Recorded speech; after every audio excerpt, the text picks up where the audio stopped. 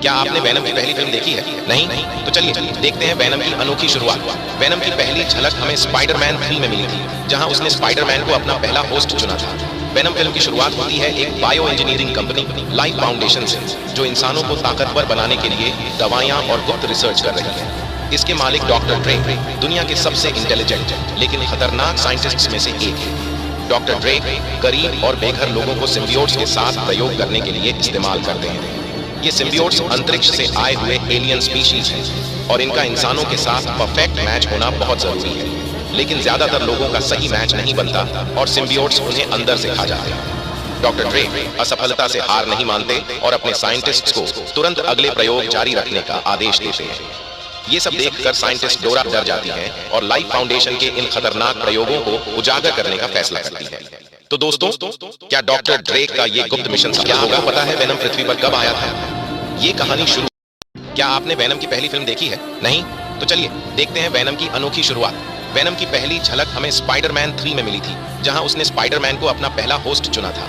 Venom film की शुरुआत होती है एक bio engineering company life foundation से, जो इंसानों को ताकतवर बनाने के लिए दवाइयां और गुप्त रिसर्च कर रही है। इसके मालिक डॉक्टर ड्रे दुनिया के सबसे इंटेलिजेंट लेकिन खतरनाक साइंटिस्ट्स में से एक है। डॉक्टर ड्रे गरीब और बेघर लोगों को सिम्बियोट्स के साथ प्रयोग करने के लिए इस्तेमाल करते हैं। ये सिम्बियोट्स अंतरिक्ष से आए हुए एलियन स्पीशीज हैं और इनका इंसानों के साथ परफेक्ट मैच होना बहुत जरूरी है। लेकिन ज्यादातर लोगों का सही मैच नहीं बनता और सिम्बियोट्स उन्हें अंदर से खा जाते हैं। डॉक्टर ड्रे असफलता से हार नहीं मानते और अपने साइंटिस्ट्स को तुरंत अगले प्रयोग जारी रखने का आदेश देते हैं। ये सब देखकर साइंटिस्ट डोरा डर जाती हैं और लाइफ फाउंडेशन के इन खतरनाक प्रयोगों को उजागर करने का फैसला करती है। तो दोस्तों, क्या डॉक्टर ड्रे का ये गुप्त मिशन क्या होगा? पता है वैनम पृथ्वी पर कब आया था? ये काफी शानदार सीन है जो मैंने देखा। जब सिक्योरिटी गार्ड ने एडी को बिल्डिंग के अंदर घुसने से मना कर दिया, तो वैनम ने एडी को बिल्डिंग के बाहर से आदमखोर की तरह दौड़ाते हुए सीधे सीईओ के ऑफिस में पहुंचा दिया। एडी ने वहां एक नोट और अपने मोबाइल में लाइफ फाउंडेशन से जुड़े सबूत छोड़ दिए। वैनम वापस लौटने की बात कर रहा था, लेकिन एडी यह सुनकर पूरी तरह हैरान रह गया। जैसे ही वे लिफ्ट से बाहर निकले, मिलिट्री ऑफिसर्स ने उन्हें चारों तरफ से घेर लिया। तभी एडी फिर से वैनम बन गया, जो वहां मौजूद आर्मी ऑफिसर्स के लिए एक डरावना दृश्य था। ऑफिसर्स ने तुरंत फायरिंग शुरू कर दी और फिर दोनों के बीच जबरदस्त लड़ाई छिड़ गई। वैनम ने धुएं का सहारा लेकर सभी सैनिकों को एक एक करके हरा दिया। वैनम ने उनमें से एक आर्मी ऑफिसर को खाने ही वाला था कि तभी एनी वहां आ गई। वैनम के इस खौफनाक मॉन्स्टर रूप को देखकर एनी डर के मारे जोर से चीख पड़ी, जिससे वैनम ने उस ऑफिसर को छोड़ दिया। एडी ने एनी को रोककर उसे सब कुछ समझाने की कोशिश की। एनी ने एडी को तुरंत अपने सेटिंग डैन के क्लिनिक ले जाने का फैसला किया ताकि उसकी जांच की जा सके। पिछले पार्ट में हमने देखा कि कैसे वेनोम हमारे ग्रह पृथ्वी पर आया। अब लाइफ फाउंडेशन कंपनी के मालिक ने एडी की नौकरी छिनवा दी, जिससे उसकी मंगेतर भी उसका साथ छोड़ देती है। नौकरी खोने और एनी से अलग होने के बाद एडी की जिंदगी पूरी तरह बर्बाद हो जाती है। वह अपने दुख को शराब में डुबोता है और आर्थिक तंगी से जूझते हुए उसकी हालत और खराब होती जाती है। इसी दौरान डोरा फिर से एडी से मिलती है और बताती है कि लाइफ फाउंडेशन बेघर लोगों पर गैर कानूनी प्रयोग कर रही है, जिनमें से कई लोगों की मौत हो चुकी है। पहले तो एडी इस मामले में पड़ना नहीं चाहता, लेकिन बाद में एनी की याद में उसके घर जाता है और वहां उसे एनी का नया बॉयफ्रेंड दिखता है, जिससे उसका दिल बुरी तरह टूट जाता है। एडी सोचता है कि उसकी जिंदगी की ये सारी मुश्किलें लाइफ फाउंडेशन के मालिक ड्रेक की वजह से हैं। अब वह इन प्रयोगों का पर्दाफाश करने का फैसला करता है। एडी तुरंत डोरा को कॉल करता है और कहता है कि वह इस मिशन में उसकी मदद करेगा। डोरा अपने वैज्ञानिक पहचान का फायदा उठाते हुए एडी को चोरी छिपे लाइफ फाउंडेशन की लैब के अंदर ले जाती है। वहां एडी ने कुछ ऐसा देखा जिससे शायद आपके रोंगटे खड़े हो जाएं। क्या आपको पता है कि एडी और वैनम की पहली मुलाकात कब और कैसे हुई थी? चलिए जानते हैं। पिछले पार्ट में हमने देखा कि एडी ड्रेक की लैब लाइफ फाउंडेशन में पहुंच चुका है। वहां एडी को अपनी पुरानी बेघर दोस्त एमा दिखती है, जो मदद के लिए छटपटा रही थी। एडी दरवाजा खोलने की कोशिश करता है, जिससे अचानक सायरन बज उठता है। जल्दीबाजी में एडी पास रखे फायर एक्सटिंग्विशर से दरवाजे को तोड़ देता है और सोचता है कि उसकी दोस्त अब बच गई है, लेकिन तभी एमा एडी पर झपट पड़ती है। दरअसल वह वैनम था, जो उस लड़की के अंदर रहकर उसे कंट्रोल कर रहा था, और अब वैनम एडी के अंदर चला जाता है। डरा सहमा एडी अब वहां से भागने की कोशिश करता है। अपनी नई शक्तियों को महसूस करते हुए एडी रास्ते में सुरक्षा कर्मियों को धक्का देकर जैसे तैसे बाहर निकल आता है। बाहर आते ही एडी जंगल की ओर दौड़ने लगता है। उसकी स्पीड अब कई गुना बढ़ चुकी है। गोलियों को चकमा देते हुए वो रास्ते में आने वाली हर चीज को तोड़ता हुआ निकलता है। एडी को समझ नहीं आ रहा था कि ये सब अचानक कैसे हो रहा है। घर लौटकर एडी को बहुत जोर की भूख लगती है। फ्रिज में रखी चीजों के साथ साथ वो कचरे में पड़ी खराब चीजें भी खाने लगता है। तभी वो आईने में देखता है और पहली बार वैनम उसे उसके नाम से पता है कि जब वैनम किसी इंसान को अपना होस्ट बनाता है तो उस होस्ट की हालत कैसी होती है। इसके बाद एडी को भयंकर भूख महसूस होने लगती है और उसके शरीर में अजीब बदलाव दिखने लगते हैं। जागने के बाद एडी तुरंत एनी के पास पहुंचता है और लाइफ फाउंडेशन से जुड़े सबूत दिखाता है जो उसने चोरी छुपे क्लिक किए थे। लेकिन एडी की भूख फिर से जाग उठती है।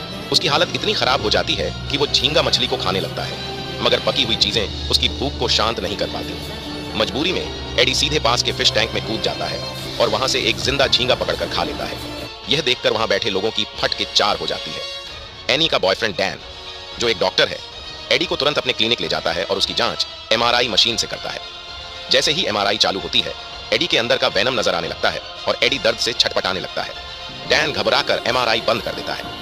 इस घटना से साफ हो जाता है कि एडी अब पूरी तरह वेनम के कंट्रोल में। क्या आपको पता है कि वेनम को तेज आवाज से इतनी तकलीफ क्यों होती है? ड्रेक, जो कि लाइफ फाउंडेशन का मालिक है, बेघर लोगों पर गैर कानूनी प्रयोग करता है। उसे पता चलता है कि 4000 से 6000 हर्ट्ज की साउंड वेव्स सिम्बायोट के लिए बेहद खतरनाक होती हैं। घर लौटने पर एडी को एन का फोन आता है।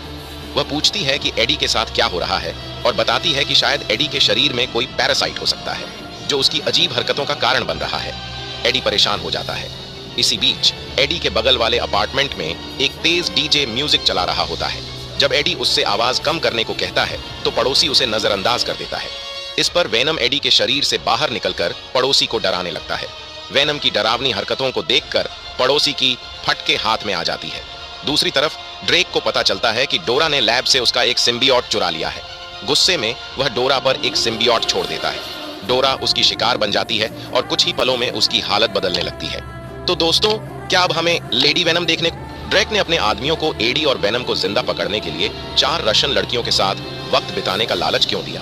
पिछले एपिसोड में हमने देखा कि ड्रेक ने डोरा को एक और सिम्बियोट से संक्रमित कर दिया, जिससे वह भी ड्रेक के खतरनाक प्रयोगों का शिकार बन गई। इसके तुरंत बाद ड्रेक के आदमी एडी के घर पहुंचते हैं। दरवाजा खुलते ही वे जबरदस्ती अंदर घुस आते हैं। एडी उनकी अचानक एंट्री से घबरा जाता है और डर के मारे अपने हाथ ऊपर कर देता है। तभी एडी के अंदर मौजूद वेनम कहता है, हार मानना मेरी फितरत नहीं। वेनम एडी के हाथ नीचे करवा देता है, जिससे एडी पूरी तरह चौंक जाता है। उसे समझ नहीं आता कि उसके हाथ अपने आप नीचे क्यों जा रहे हैं। हमलावरों को एडी की हरकतें अजीब लगती हैं। वे गुस्से में पूछते हैं, वेनम कहाँ है? लेकिन एडी घबराते हुए कहता है, मुझे कुछ नहीं पता। तभी वे एडी पर इलेक्ट्रिक गन का इस्तेमाल करते हैं। जैसे ही झटका लगता है, वेनम एडी के शरीर का पूरा कंट्रोल ले लेता है और फिर वेनम बस्टिस पेलना शुरू कर देता है। वेनम एक के बाद एक सभी हमलावरों को बुरी तरह हरा देता है। जब दुश्मनों की संख्या बढ़ने लगती है तो एडी तुरंत खिड़की से कूदकर पड़ोसी के घर में। क्या आपको पता है वेनम पहली बार अपने असली रूप में कब आया था? पिछले पार्ट में हमने पहली बार वेनम को आक्रामक होते हुए देखा था, लेकिन आखिर में उसने भागने में ही अपनी भलाई समझी। एडी को एक बाइक दिखाई देती है जिसे लेकर वह भागने की कोशिश करता है, लेकिन ड्रोन भी उसका पीछा करते हैं और उस पर घातक हमला करने लगते हैं। वेनम बाइक का कंट्रोल ले लेता है और तेजी से भागकर हमलों से बचने की कोशिश करता है। भागने के दौरान वेनम एक कार का दरवाजा खोलकर उसे ढाल की तरह इस्तेमाल करता है, लेकिन दुश्मनों की तादाद बढ़ती जा रही थी। तभी एक टकला चाचा रास्ता काटकर एडी के सामने आ जाता है। वेनम ने ढांसू ड्रिफ्ट मारकर टकला चाचा को पूरी तरह से हैरान कर दिया। अंत में वेनम ने बाइक का फुल थ्रॉटल देकर उसे हवा में उड़ा दिया। टकला चाचा ने 2 गाड़ियों से एडी को रोकने की कोशिश की, लेकिन वेनम ने उन गाड़ियों के स्टीयरिंग को पकड़कर उनका कंट्रोल बिगाड़ दिया, जिससे एक बड़ा एक्सीडेंट हो गया। वेनम ने धमाकेदार एंट्री के साथ अपने असली सिम्बियोट फॉर्म में एंट्री की। तो दोस्तों, अगर आप इस मूवी के अगले एपिसोड देखना चाहते हैं तो कमेंट करें, क्योंकि इसे बनाते बनाते मैं थक चुका हूं और इसे यहीं खत्म करने का सोच रहा हूं। आपकी राय से ही फैसला होगा।